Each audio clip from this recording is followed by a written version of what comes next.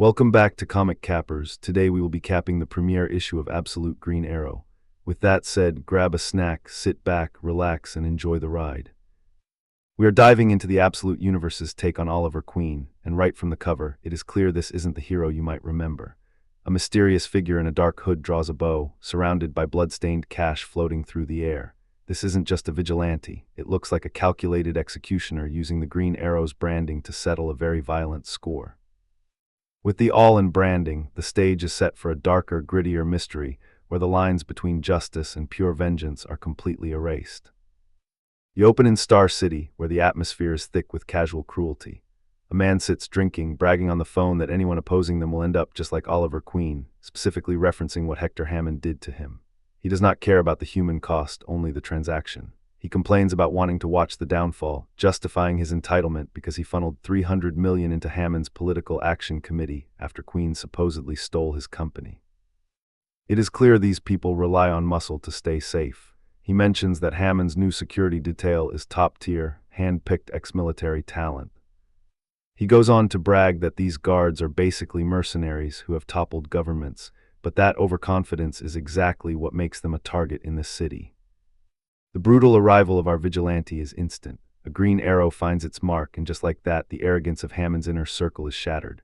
A witness realizes the horror in real time. He calls out for Jubal Slade, but the man is already gone, taken out with terrifying precision. He scrambles through the room, desperate to find someone alive, but the silence of the office is already deafening. He is completely alone. The true scale of the slaughter is revealed. The entire security detail has been methodically executed, leaving the survivor to realize he is next on the list. The survivor tries to reach out, desperately hoping for a sign of life, but he is met with nothing but a dying breath. The attacker's presence is felt but remains unseen, leaving the man to face the carnage alone. He catches a glimpse of the horror through the glass. The victim is barely recognizable, his skin mutated and eyes wide with a final agonizing shock. It is a gruesome sight that makes it clear this was not just a simple hit, it was a targeted, sadistic execution. Panic fully sets in.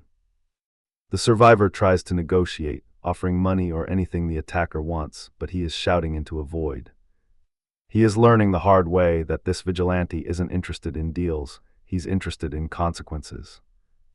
The killer looms over the terrified survivor, delivering a cold, singular message, an example. It is clear this isn't just about one man, it's a message to the entire city. As the violence unfolds, the narrative shifts to a news report. The public is just starting to hear the initial reports about Jubal Slade's death, but the media is still treating this like a standard corporate tragedy, completely unaware of the nightmare happening behind the scenes. While the news media is trying to frame Jubal Slade's death as a corporate tragedy, social media is telling a much darker story. The online discourse is already pointing out his history of sexual misconduct and rumors of trafficking, showing that the public isn't buying the sanitized version of events. Creators are calling out the hypocrisy of corporate media coverage, with one user noting that Slade's past allegations are being conveniently downplayed. Others are even more blunt, openly mocking the idea that anyone should feel sympathy for a man accused of such horrific crimes.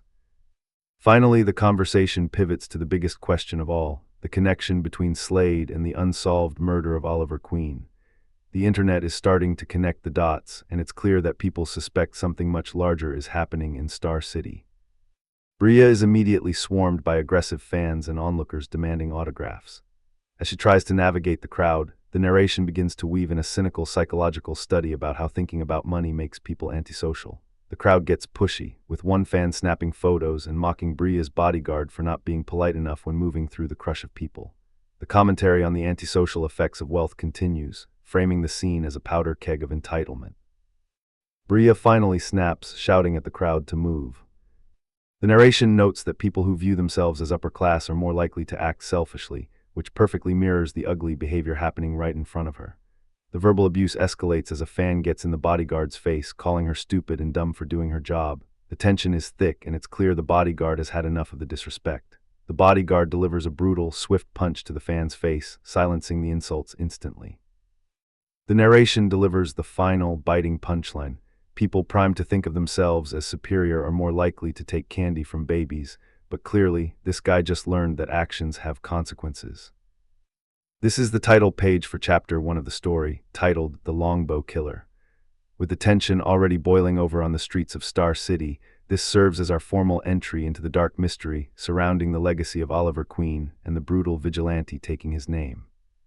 Dinah Lance is in a therapy session, speaking to Dr. Annie Green over a video call. She's clearly struggling to open up, but Dr. Green gently pushes her to revisit the trauma surrounding her mother's past. Dinah deflects the personal question with a cynical observation about wealth. She cites a study on social neuroscience, arguing that having too much money literally suppresses the brain's ability to empathize with others. Dr. Green challenges Dinah on her worldview, noting that her detachment from the wealthy people she protects might be hiding a deeper anger. Dinah admits she's just tired of the cycle, finally settling on feeling numb rather than anything else. Dr. Green continues to push Dinah, suggesting that if she is truly miserable, she should just quit her job. Dinah shoots back with the reality of the situation. In this economy, walking away is not that simple, even if she did make decent money back in her MMA days. Dinah looks away, clearly exhausted by the conversation. She's not ready to open up about why she feels so stuck, and the silence between them says more than words could. Dr. Green pivots to Dinah's personal life, asking about her father. Dinah admits that while he is finally taking his new medication, the insurance costs are crushing them, forcing her to move back home just to stay afloat. Dinah explains why she puts up with bodyguard work. It pays the bills, and she is willing to endure the rich jerks for her father's sake. She mentions that her recent suspension has led to a mysterious special assignment from a sister firm, and while she does not know what it is yet, it might be her only way out. Dinah Lance arrives at the Hammond building, ready to see what this special assignment is all about. Her file is already laid out, highlighting her transition from Star City Police to high-end bodyguard known as Black Canary. She meets with Malcolm Merlin, who lays out the job. It is not just security work, it is protecting one of the most hated men in the country. He is tied to a massive pharmaceutical scandal that left millions dead or addicted, but managed to walk away with his fortune intact. Merlin explains how Reese Tyler dodged the fallout by filing for bankruptcy, only for his billionaire associate Hector Hammond to step in and buy everything out. It is the classic story of the rich bailing out the rich. Hammond installed Tyler as the head of the new company, allowing him to profit from the very misery he caused. Dinah is immediately skeptical, pointing out that she was just suspended for a gig with a pop star, and she does not see why she is the right fit for this. Merlin ignores her hesitation and pivots to a much more dangerous question. He asks if Dinah had any contact with Oliver Queen or Jubal Slade before they were murdered. Dinah is caught off guard, insisting she has not spoken to either of them since they were just neighbors. We flash back 8 years to see a younger Oliver Queen, already full of revolutionary talk. He's lecturing Dinah about how broken the political system is, pointing out that public opinion barely matters when corporate lobbying has no limits. Dinah listens, clearly captivated by his intensity, as Oliver trails off while they share a private moment. Dinah remembers him as an annoying, self-righteous neighbor who just wouldn't shut up, but he was magnetic enough to pull her in. It didn't take long for that chemistry to turn into a relationship. They were officially dating within the month. Their intimate moment is abruptly ruined when Jubal Slade accidentally walks in on them. Oliver is immediately annoyed, snapping at his roommate for not knocking first. Jubal Slade interrupts their moment, excitedly revealing that he has a working prototype of their app idea. Oliver is clearly pumped, introducing the project as Green Arrows and giving Jubal credit as the coding mastermind. This is a repeat of the previous beat, emphasizing the sudden shift in atmosphere as the professional partnership crashes into their personal life.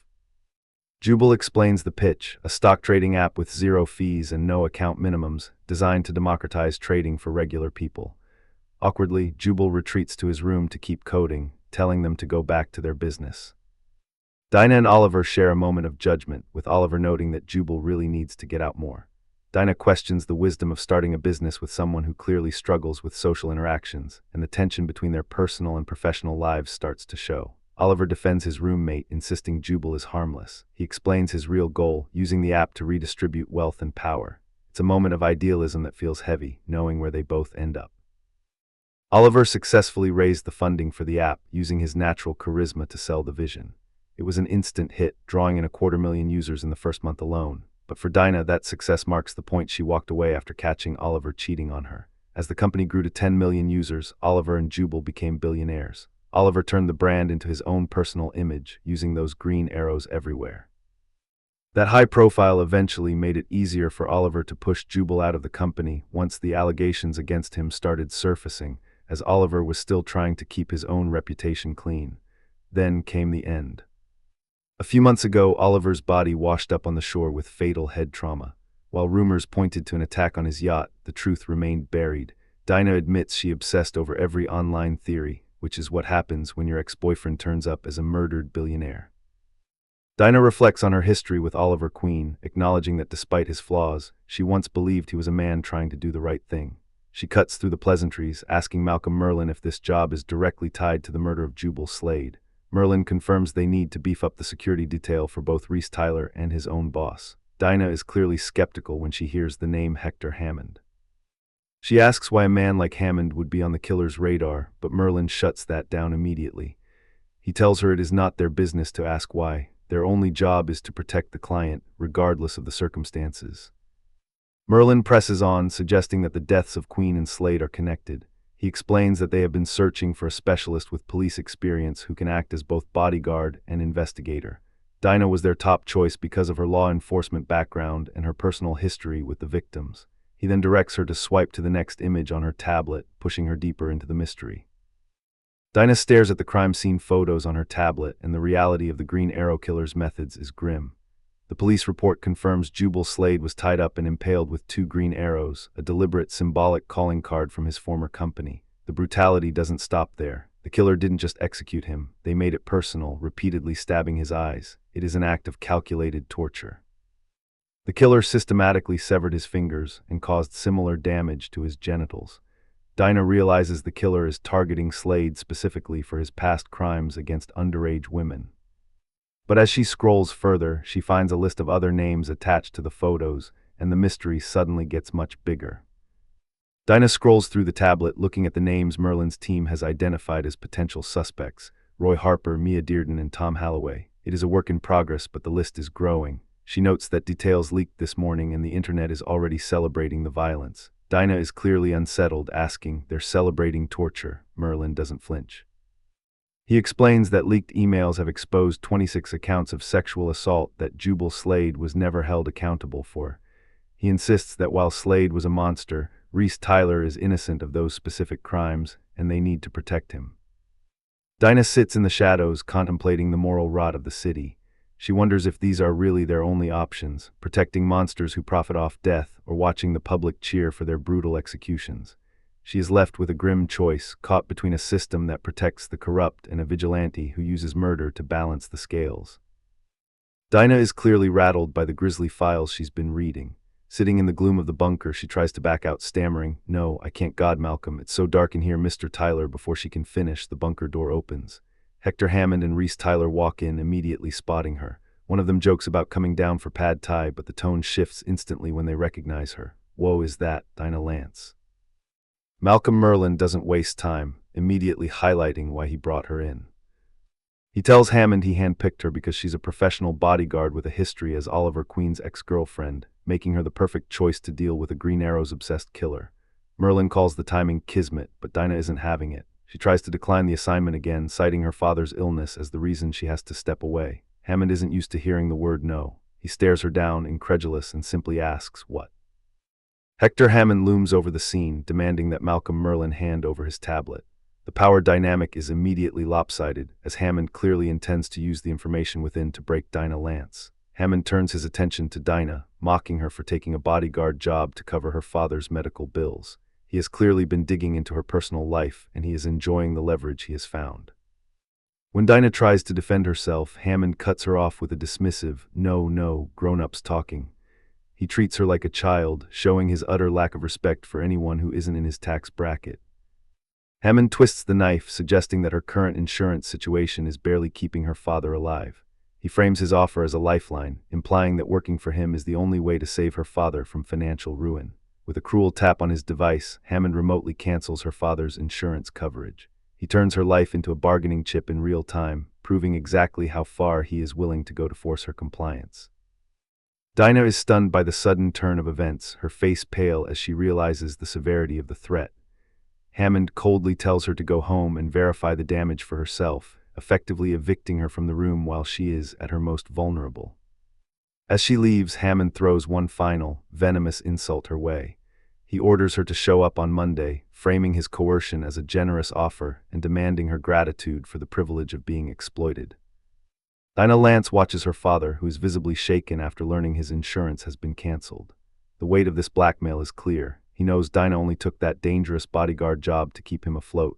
Dinah reflects on her father's legacy as a third-generation cop. She notes that even through their family's darkest moments, even after what her mother did, she has never seen him tremble like this. He always taught her that a lance never gives their enemies the satisfaction of seeing them break.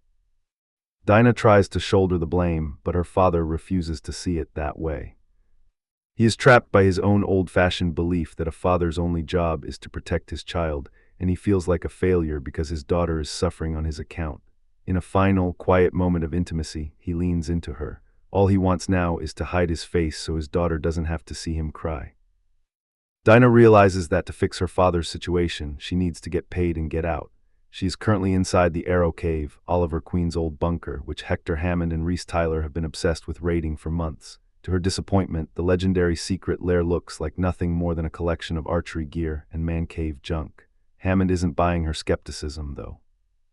He is certain that whatever Oliver was hiding is actually here, and his fixation is so intense that both he and Tyler risked showing up in person to find it. Their break-in caused a power outage, but they have plenty of muscle to keep them protected.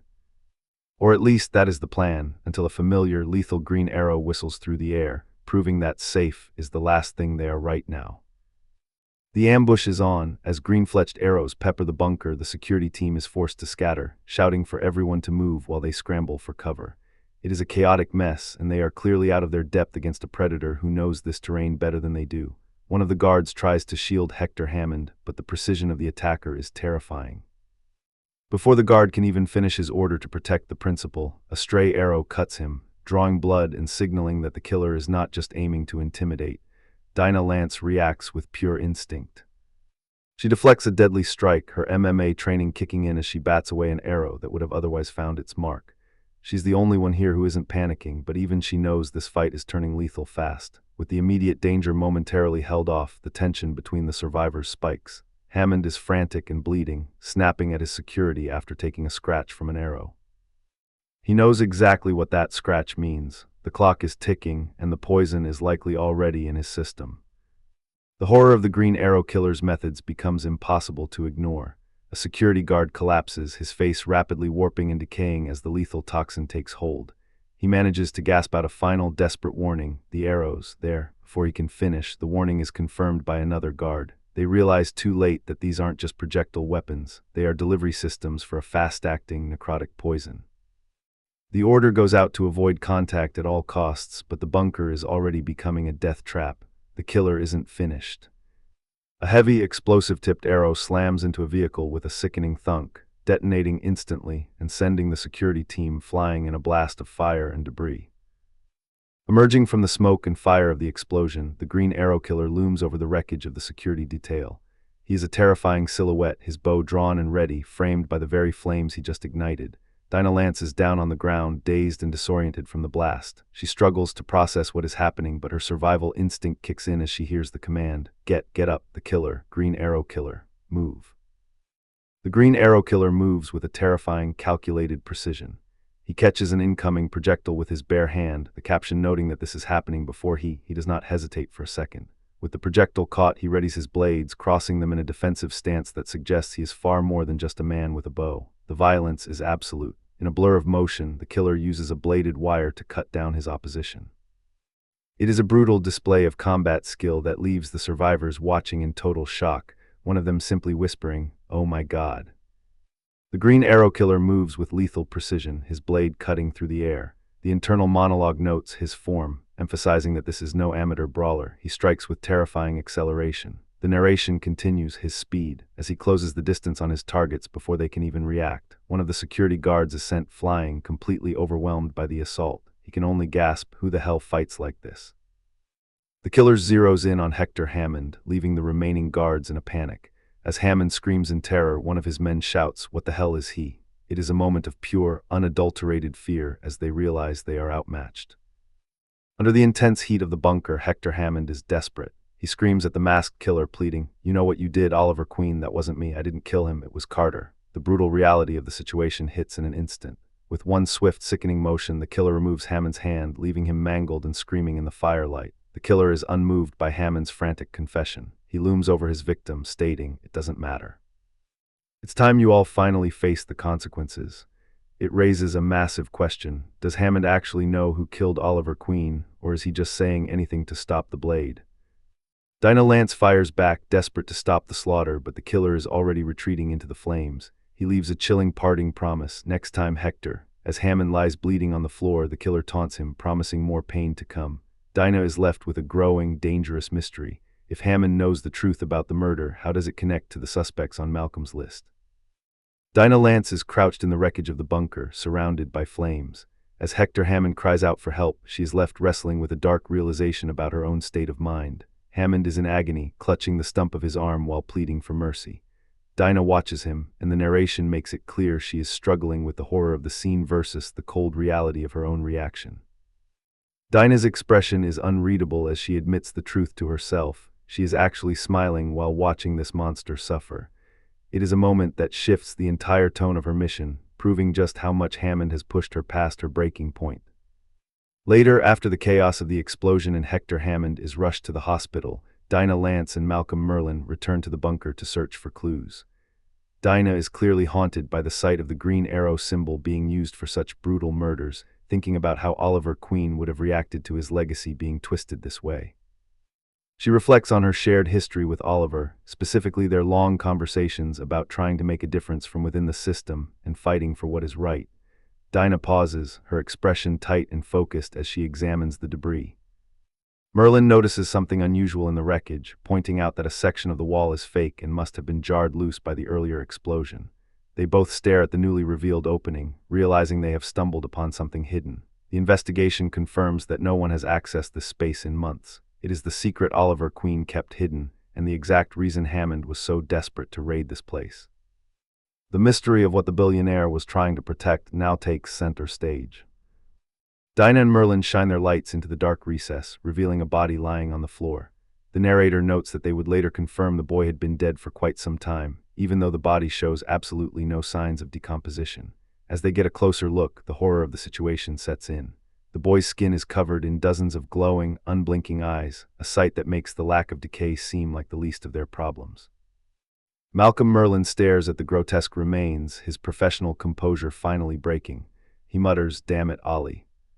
What the hell were you up to?" as the issue comes to a close, leaving us with a massive, disturbing question about what exactly Oliver Queen was hiding in his bunker. And that unfortunately concludes our comic cap for today.